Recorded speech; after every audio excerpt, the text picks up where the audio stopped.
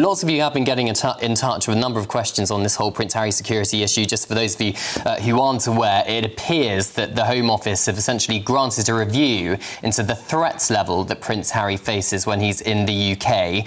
The last time they had that review was when he was still a working member of the royal family, where the threat against him was pretty high as a former Afghan veteran and all the rest of it.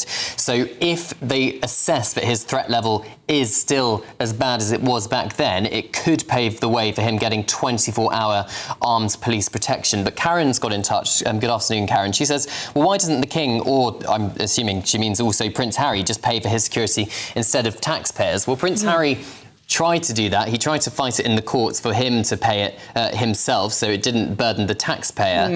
And the High Court judge ruled that no, you can't pay for it yourself, because that sets a precedent, Nana, that any rich person can just pay on demand Metropolitan Police or any other police protection, and that makes people higher up. But wasn't his offer to pay didn't it come at an interesting timing? So it was more of an afterthought than an initial offer. Yeah, but he did still offer. Well, yeah, but it was kind of like an afterthought. I could pay for it myself, but he didn't really mean that by the sounds of it. But look, I don't see why his dad could pay for it, but it's not as if, I think sometimes this is posed as though he doesn't get any protection, but he does. All he has to do is put in the request about 28 days, I think it is, before his trip, and then they will look at it on a trip-by-trip basis.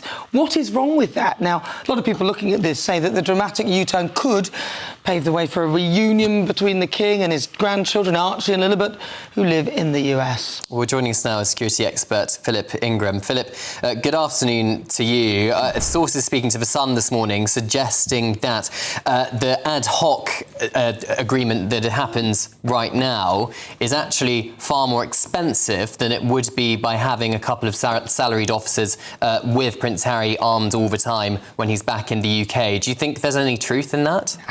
No, I don't. I don't see how it's more expensive for you. Everything is always done on a case-by-case basis, and whenever visits are coming in, you will always carry out an intelligence-based risk assessment at the time to see what the threat is, because the threat is continuously changing, and therefore, unless you know exactly what it is at that particular time, you can't assess the risk, and you can't assess what mitigation measures you need to take. So, this is nothing new. Well, listen, we spoke to somebody earlier, and his argument was, oh, well, Prince Harry's threat level has increased because of what happened in Afghanistan. But then the reason why we all now know about his kill count was because he published that in Spare. He made himself a target.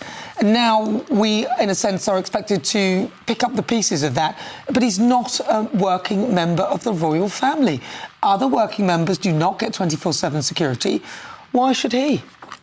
Well, he'll only get it if the threat suggests that it's appropriate, just like any other member of the royal family, working or not, like any other member of government, whether they're entitled to day-to-day protection or not, or any other visiting dignitary. We have to recognise that he is a public figure.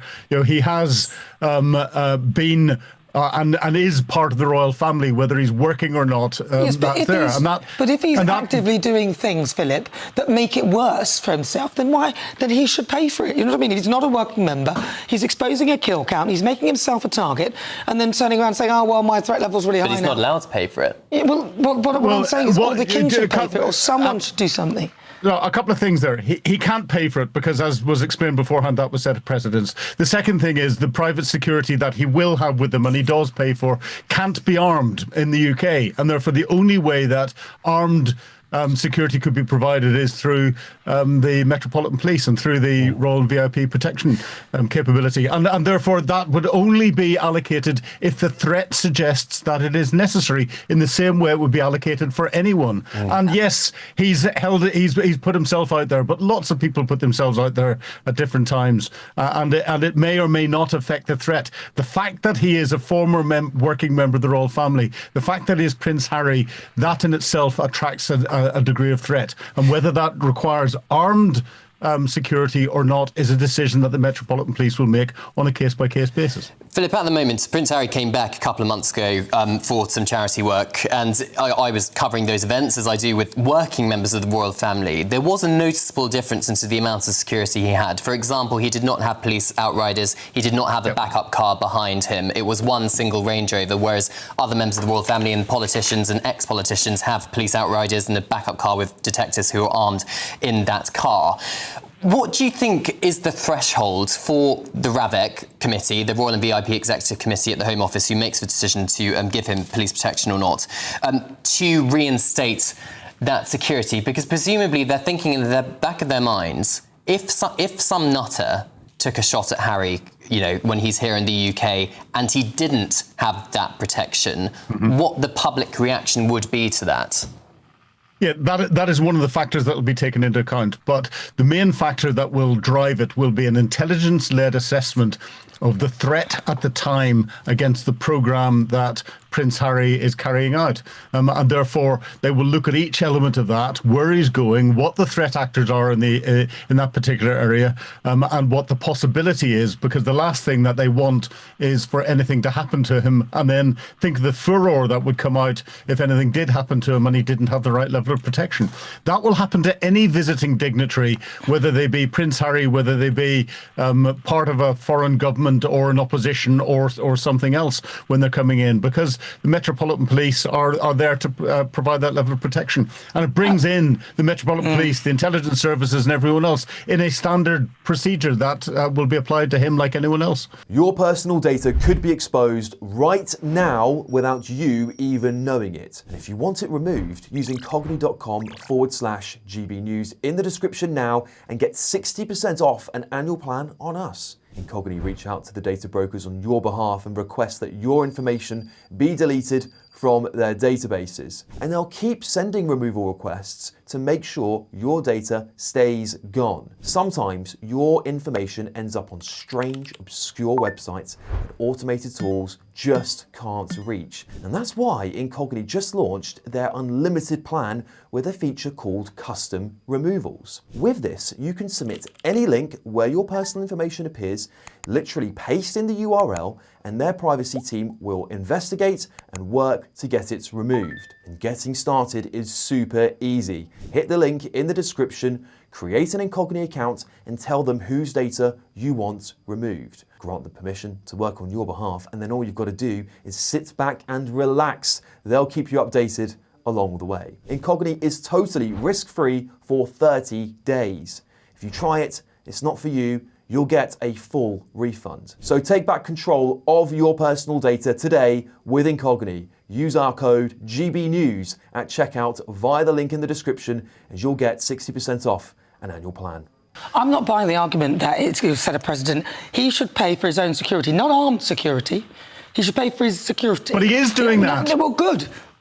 Well, then, and he is doing that. Yeah, so what's his problem? The armed stuff will be on an ad hoc basis. I don't see why he's making such a furore over that. He needs to inform them. But that's what's happening. The only thing the Metropolitan Police will do is provide armed security if the threat requires it. The rest of the time he's got his own private security. That's what he's got. So what is it? Well, his American security can't be armed or have access to MI5 intelligence while he's in the UK, which means that they essentially can't do much to protect him other than having a Metropolitan Police officer on call, essentially, Philip, from my understanding. He doesn't have armed police with him when he's in the UK. No, not at all, unless the Metropolitan Police provide it and the threats there. His security team will liaise with the Metropolitan Police, but they won't be given access to sensitive material and all the rest of it. And this, what's happening now, the review by the Risk Management Board is merely a procedural review. It hasn't happened since 2020. A lot has happened in the world, i.e. with what Prince Harry has done himself and put out there, but also in world circumstances. The war in Ukraine, Vladimir Putin's desire to create and stir the pot even more. What's going on in Southeast Asia? The threat levels across the world have changed dramatically. Israel, Gaza. Prince Harry is a high-profile target that terror organisations would love to get their hands on in some way or other, because it would further their publicity, and all they're after is publicity. And this is something where the threat has to be looked at on a case-by-case, a visit-by-visit basis. And if it assesses that he needs armed security, that can only come from the Metropolitan Police. All right, Philip Ingram, thank you very much. He's a security expert. That's exactly what I said there. He gets a case-by-case basis, which is exactly what he's got, and he pays for his own personal protection, which is fine. They may not carry guns, his own personal protection, but when he comes into the UK, he gets 28 days to let us know, and then he gets the protection. I think that this is, he's just demanding ongoing security for whenever, whatever, and I don't think he should get it. I suspect in the back of his mind, he still has what happened to his mother in Paris, and she didn't have protection that night when she lost her life, and he is paranoid, isn't he, that the same thing is going to happen to Meghan and his children. But the more I hear this, it was almost pitched as though he hasn't got security and protection. He has, and for some of the stuff he should pay for, and for the stuff that he can't pay for, it's done on an ad hoc basis. I just don't get what the problem is. He's got security. He will say it's not adequate, the protection he gets when he comes back to the UK, but of course that's an ongoing debate, isn't it, Nana? Well, sometimes he comes in and nobody even knows he's here, and then he goes out and nobody even knows he's here. He's proved that he is fine. I just don't get it. He's got security if he wants it. He just needs to give advance notice, and they work out whether he needs it. Well, a government spokesperson says the UK government's protective security system is rigorous and proportionate. It is our long-standing policy not to provide detailed information on those arrangements, as doing so could compromise their integrity and affect individual security. I would just point out, however, that Liz Truss, as the former Prime Minister of this country, who was in power for less than 2 months, gets automatic armed police protection for life, and Prince Harry, as the King's son, does not. Now is the former head of Royal Protection at Scotland Yard, Dai Davies. Dai, good afternoon to you. I mean, let's be cautious here. This is only a review into the level of threats against Prince Harry here. But what do you think RAVEC, that Home Office committee which decides the level of protection a member of the royal family gets, is going to be weighing up when it comes to the balance between funding security for a non-working member of the royal family with British taxpayers' funds and the threat against the son of the King? Well, a very good afternoon to both of you. Yes, it's a good question. And the question they will be asking, what is the intelligence? What has changed from the High Court verdict going back to earlier on this year? So from my point of view, I have to say, one, we're not certain if this has actually happened. I'm not sure if you've had confirmation from the Home Office, because normally they won't talk about anything to do with security. So one, I'm not sure, has it taken place and where the evidence for that, if indeed, as you suggest, it has taken place. Here we go again. And how many more thousands or millions of pounds of taxpayers will have to be put into this case again? I don't know. From my perspective, I'd be looking at the intelligence, the information, both here and from sources in the intelligence services here in America and other places.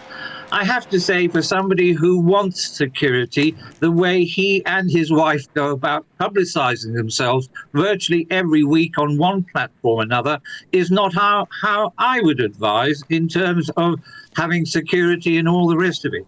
Historically, you'd have to go back to 1974 when anybody in royalty protection had to use a gun. And there, as you well know, the inspector concerned was shot 3 times. So it isn't necessary most of the time. Just for those who aren't aware of what happened in the 70s. Yeah, what I'm trying to say is, look, historically, and you have to, as you know, I lecture on the history of attacks on the royal family, and I'd have to be convinced there was intelligence to actually now set a precedent, really, because again, as you well know, as a royal reporter, a number of the royals have lost the 24-hour protection. In my day, we gave them 24/7 protection for over 22 of them, including the Queen Mum, Diana, and so on and so forth. You have to say now, whatever has changed, relatives, unless they're in the senior team, as I understand it, don't get it 24/7. I would hope their homes do, because at the end of the day, if the intelligence shows it, and it's not just terrorism, you have to look out for fixated persons. But he has a team of ex-royalty protection, some of them. They are well used to protecting somebody, and they don't have to have firearms. This, in my opinion, is a ruse for attention, yet again, status, and again, in my opinion, you and I as taxpayers can't afford it unless there's specific intelligence. As I say, for people who want security 24/7, they go about it in a very strange way. Yeah, I would agree with you on that. Thank you very much. That's Dai Davies. He's a former Royal Protection Officer for Scotland Yard. I'm just going to say, though, Prince Harry went to Nigeria, which is seen as one of the most dangerous places in the world. He also went to, was it Colombia he went to? Colombia, yeah. So you see, these, again, the drug capital of the world. These are places where even if you have armed protection, you really would be wary of going there for faux royal tours.